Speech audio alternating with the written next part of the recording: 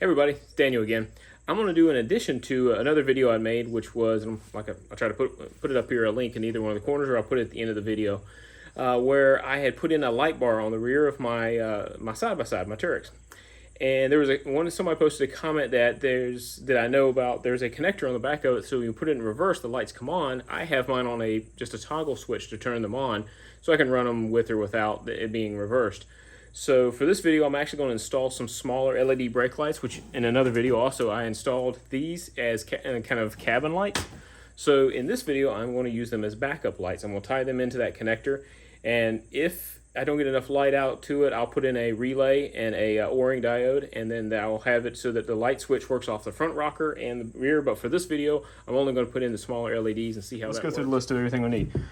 I'm just using a battery powered drill. I'm using a splice kit. These are a little different than the inline ones. This is still an inline one, but it's a T version, which I think that might be easier and I don't have to tear in as much. It pulls everything back. So I'm gonna try those out. I haven't tried those before. Both of these are on Amazon. This is just another quick disconnects kit. Just a set of drill bits. We'll figure out what we need, but more than likely I'm gonna do a starter hole, and then I will just use the unibit or step bit here to make the hole large enough for this. And then these are the LEDs. These are the same that I installed in another video, and actually you can look up here where I installed them here. These go over my bed, and then I also have them up, which you can't see. I got this new cover on the back. You can see it kind of there in the corner, and they just provide lighting for the inside of the cap. And then this is for the bed. That one makes it nice, so then you can just shine light down here on the bed. You can see what you're working on. So the backup lights, I'm going to put 2 on the left, 2 on the right. So, and then I'll tie both of these into the connector. The connector is right about here underneath the bed of this. So for this one, it makes it nice. I can just dump the bed back.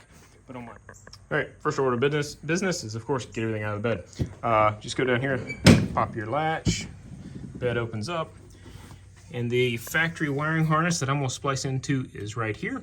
What I'm going to end up doing is figuring out which one of these goes to, so that one right there ends up going to both the tail lights on either side. That's the light bar that I have. I have it coming around, and it goes in through here. I have this anti-chafe braiding that goes through. That runs to the switch. So in a future video, or if I need more light, I will tie this in with an O-ring diode and a relay, so I don't draw so much out of that connector. I don't know how much that connector can supply, but these are fairly substantial lights. They're not huge. They're LED lights.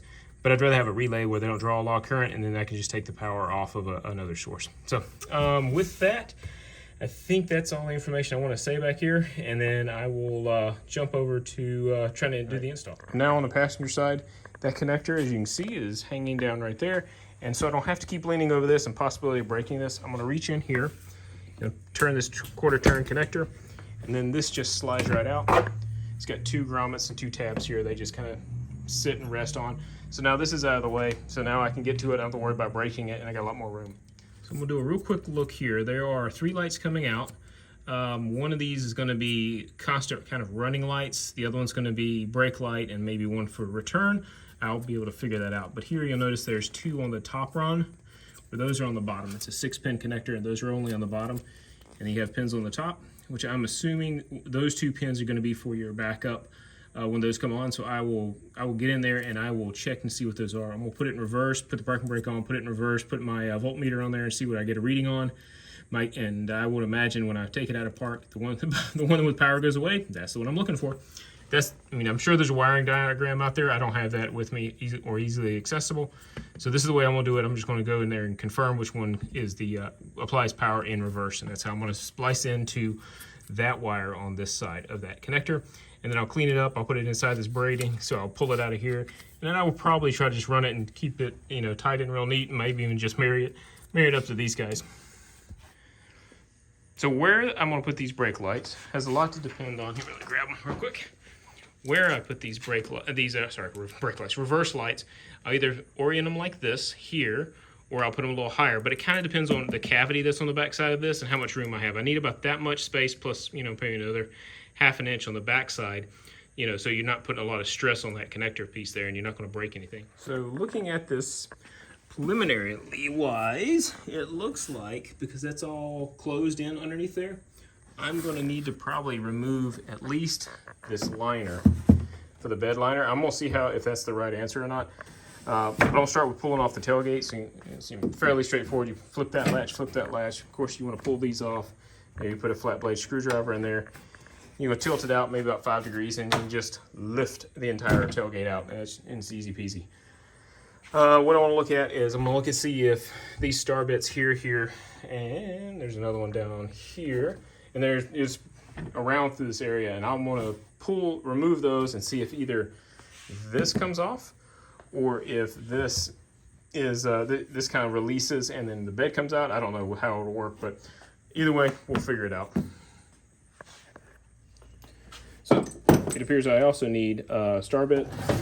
Best I can do with these, it appears that I have a 27 is close, but it's pretty loose. But the 27 here looks a little better. So I'm going to try to do this without breaking it. Awfully different than what you see on an actual truck. So you just do this on the other side as well. I will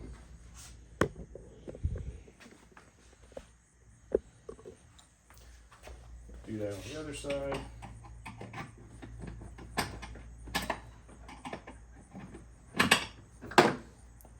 Just, yep. Take that one out, take that one out, and then I'm going to lift. This will be from the driver's side, lift up, comes right out, and we're done. All right, here's where let's say struggling. I'm trying to figure out. I can pull on the bed, and I feel it wants to lift, but this part is tapered in, so it's kind of getting caught here. So, and then it wants to lift out. So it's not attached to the frame. This wants to go over, but it seems to be attached somewhere. So I am looking for how this kind of nests in here. This part seems to be more frame. This is steel here. This is plastic. This is plastic as well for the bed. So that's why I'm trying to figure out how to get those. So I'll figure it out in a second. So there are these two pop rivets that we have. I'm gonna take these two out. This is a continuous little mud flap, keeps things from going back through here. But this is attached to the frame. This is attached to this plastic piece I'm trying to take out. It might very well be some press fittings in here, some plastic press nuts or what do you want to call them that are in there. So I'll either we'll do like everybody does, right? I'll keep pulling on it so something pops, and I'll figure out what broke on it and have to go fix that. But I'm gonna keep looking at it, see if I can find something that just pops out that is, no pun intended. Then I'm figuring out that's what's keeping this panel piece from coming off, and then I'll just apply it to the other side.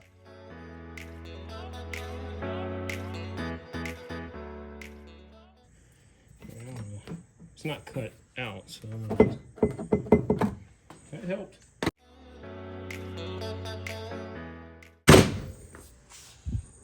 So I can kind of see that it's catching here. We'll see if I can do it that way.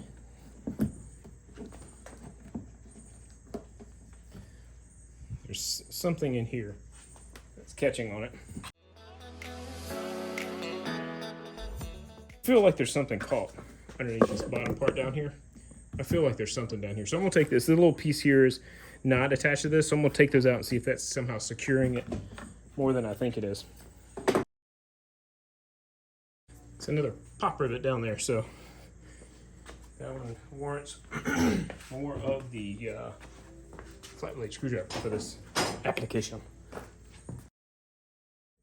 All right, so I've learned something new, is that I don't need to take out all those nuts and bolts that I put in through there. I'm gonna let you see me do all that, and then I'm gonna say don't do all that.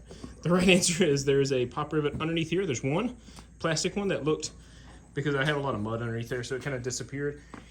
You take that one out, and then you do have to take out the ones that are on this wall. Sorry, you can't see where I'm pointing. You have to take the ones out there because that secures the fender to that wall, and the same thing for this side. The plastic ones, the ones that are, the metal screws that go into plastic. On this wall you need to take out, and then the ones for the mud flap, and then this is now free to come off. So anyway, let me show you that. I'm gonna lift the bed up. That'll be the right answer, is to lift the bed up to do that. So, and then these catches, it'll slide. You can't see that. There's some catches there that it just wants to slide into, from what I can tell. But that's how it's gonna clip in there. So I do want to be somewhat careful of, et voila. It just comes out just like that. So I put it back on without any of the nut certs in, or the little pop rivets. And I will show you that when you're putting this on and taking this off, there's a gap on this. There's a notch in here that will slide in, as you're sliding this down and through, let me put it so you can see my better hand gesture. That will slide in through there as this fender's up, and then it'll slide in that way. I'm only doing this because I want to make sure that I have these lights on the rear. When I put the lights here, they're where I want them to be. So now that I know how much space I have on the back side of this, then I'll go ahead and drill in my holes, and we'll be good to go. So for me, I'll take it back off again. So for me, this area right here is where I'm going to put that in there, and I can see where there's a line through here where the metal goes. There's a big empty space in here. I'm gonna pick somewhere in here for those two lights. That's where I think I wanna have it. Knowing that these are symmetric, and I'm probably gonna have the two lights bump. I think it'll look kind of cool, kind of gives it a mean look. Not that these, have personality, but I think it'll look a little better, match the lines. Let's put it, say it matches the lines better. I'll put one here and I'll put one here. However, I want to have it very close to the other side, or as similar to the other side as possible, so it'll bother me forever if it's not the same. So I'm gonna use a little CAD, as they call it, a little cardboard aided design, and I'll take it from here, figure out where I want to have the mounting locations, and then all I'm gonna do is flip it to the other side, and then that will be the mirror image of it, which will be, we have over here on the other side of that. So all I'm gonna do is, I've already drawn the line, so I cheated, but I'm gonna go through here, and actually let me do it like this. I'll start it on this side so you can see what I'm doing. And I'm just gonna I just want it to match the surface, and I'm like, the good surface would be that and that, because it'll be the exact same thing on the other side. So I'll just draw a line through there and draw it back in as far as I want to go. And I'm just going to cut a diagonal out through that, and I'm going to match that up there. Wherever I have where I decide my holes to be, then that will be where I have it on the other side. And when I flip it over to the other side, the holes will be a mirror image of that. So that's how I'm doing that.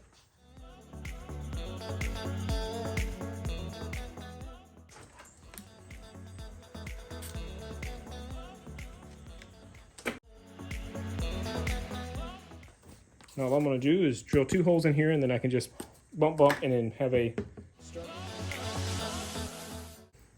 And I know the wiring harness from here goes down, so I'm not going to be too worried. And it's empty back here, so I'm not worried about cutting through any wires.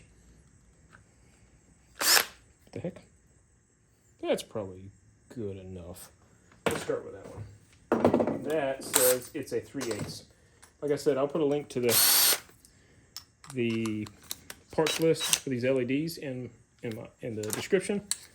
Put that on a low speed, not a high speed. The more I think about this, I'm going to use a unibit. I think that's just going to bite. I will use the unibit, I lied.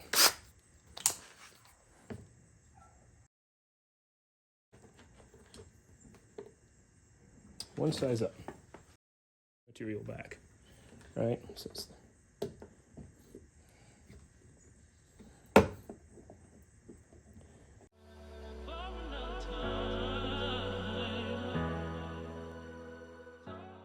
show you how I'm talking about doing this. This is just the mirror image. I think everybody gets the concept.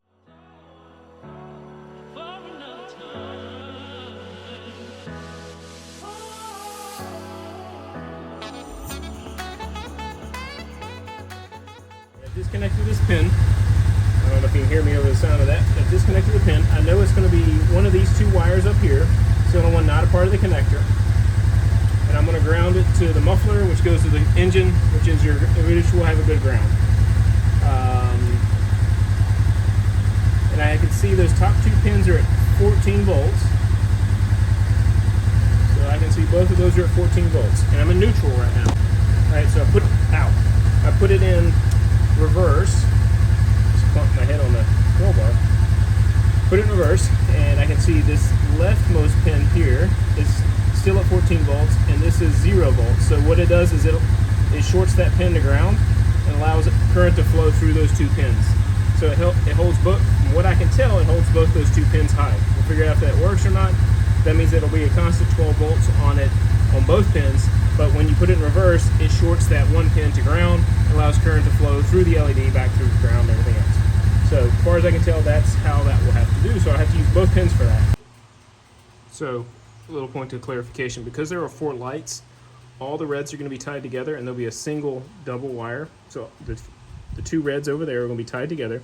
There'll be a single dual fed wire that comes over here. Same thing on the other side. They come back over, and then I'll splice those together, coming into a single feed into that connector, with whatever cable allowance I need through there. and that'll allow me to create that circuit that I'm going to use. These kind of splices. You run the wire through there, it clamps down, it crimps down, and then you plug your terminal, your quick connect in there, has a shroud around it, and it gets bitten onto, if you can see it, I can get my hand in focus, there you go, on that little bitty kind of pitchfork looking thing, or tuning fork looking little device on the end. When that goes through that end there, that's how it clamps down.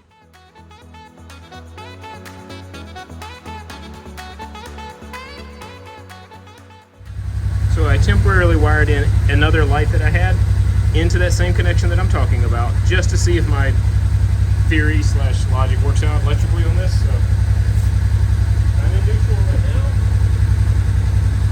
Reverse. Little bright. That worked. So I'm going to twist these together and then put electrical tape on them, and I will try to secure it that way so I don't have any problems with it. That should keep it waterproof enough for at least until I find my soldering iron in the next year or so. We just recently moved, so good luck with me finding that, but I'll see what I can do. But most people probably won't have access to a soldering iron anyway, so I'll just do what most people are going to end up doing, which is...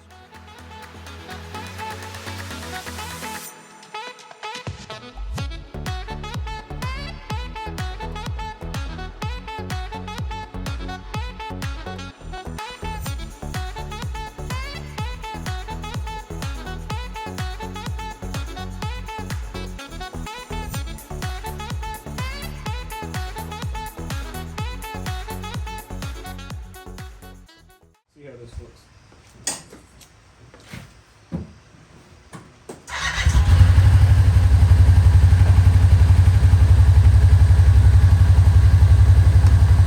So, backup lights, all four are good. So that looks like I got it. So that's everything for this video. This is for the 2018 Teryx. It's got the two-seater, so it's got the dump bed and all that. In the next video, I was going to put them all together, but I think I'll just keep this one a little bit shorter. And then I will do the next video on the one behind me, which I believe is a 24. It's either 23 or 24, I forget exactly off the top of my head. And then I will show you how to do that one, which is a four-seater, has a different configuration, but in essence is the same. Electrically, it's exactly the same. But I'll put those on there, and I'll make another video with how to do that one. So there'll be links, so you can get back and forth to each one of those. And also, I'll put a link, try to put a link to the LiQWYD application as well, so that if you're looking for one, if you want to see how to do it in reverse, you got that as well. So once again, my name is Daniel. Appreciate the watching and following the video. If you could, give me a like and subscribe. Talk to you later. Bye now.